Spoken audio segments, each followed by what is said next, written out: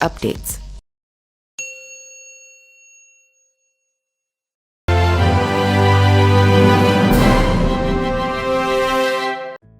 नमस्कार, मेरा नाम पिंटू सिंह यादव है और आप देखना शुरू कर चुके हैं न्यूज़ लाइव। दोस्तों, गाजीपुर में मुख्तार अंसारी की भतीजी और सपा प्रत्याशी अफजाल अंसारी की बेटी नुसरत अंसारी के चुनाव लड़ने की चर्चा तेज हो गई है, क्योंकि मंगलवार 7 मई को नुसरत अंसारी के नाम से 4 सेट में नामांकन पत्र जो है लिया गया था।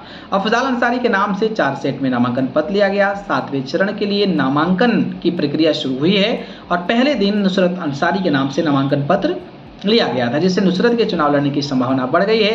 कुल 19 प्रत्याशियों के नाम से नामांकन पत्र लिए गए हैं, जिनमें बीजेपी प्रत्याशी पारसनाथ और बसपा प्रत्याशी उमेश कुमार सिंह भी शामिल हैं। नुसरत अंसारी करीब 1 सप्ताह पहले उस समय चर्चा में आई जब वो चुनाव प्रचार में उतरी। चुनाव प्रचार में उतरने के साथ ही नुसरत एक शिव मंदिर में भी गई और वहां पर पूजा अर्चना किया। वो कुर्था के पवहारी बाबा आश्रम में पहुंची थी और वहां पूजा किया।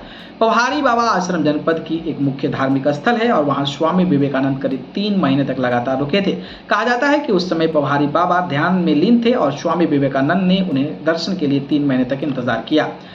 तो सवाल यह है कि क्या चुनाव लड़ेगी नुसरत अंसारी? चुनाव प्रचार में उतरने और धार्मिक स्थलों में जाने की वजह से नुसरत की चुनाव लड़ने की अटकलें लगाई जाने लगी है। इस बीच 1 मई को समाजवादी पार्टी कार्यालय में इंडिया गठबंधन की बैठक हुई और उस बैठक में अफजाल अंसारी ने नुसरत को लॉन्च कर दिया और इस बात को साफ कर दिया कि यदि किसी कारणवश वो चुनाव नहीं लड़ पाते हैं तो नुसरत ही उनकी राजनीतिक विरासत को संभालेगी। अब जान लेते हैं कि भाई अफजाल अंसारी की नुसरत की बेटी क्या करती है, प्रोफेशनल लाइफ उनका क्या है। नुसरत ने स्नातक की पढ़ाई दिल्ली के नामचीन लेडी श्री राम कॉलेज से किया है। उन्होंने 2014 में अपना ग्रेजुएशन भी किया है।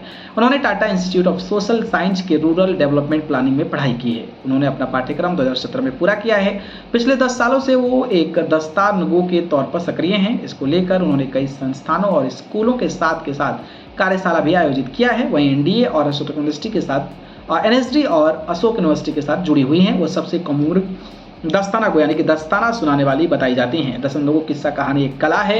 1000 साल पहले अरबी नामक हमीर हमजा के शौर्य और साहसी कार्य को दस्तान के रूप में सुनाने से शुरू हुआ था। कहा जाए तो अब गाजीपुर की राजनीतिक तस्वीर लगभग साफ हो गई है। 13 मई को अफजाल अंसारी की इलाहाबाद हाई कोर्ट में गैंगस्टर मामले में सुनवाई होनी है और यदि सुनवाई टलती है या अफजाल की 4 साल की सजा बरकरार रहती है तो नुसरत का चुनाव लड़ना लगभग तय माना जा रहा है। बाकी आप लोग क्या कहते हैं? अफजाल अंसारी की बेटी अगर लड़ती हैं तो क्या कुछ कर पाएंगे, बताइए। धन्यवाद।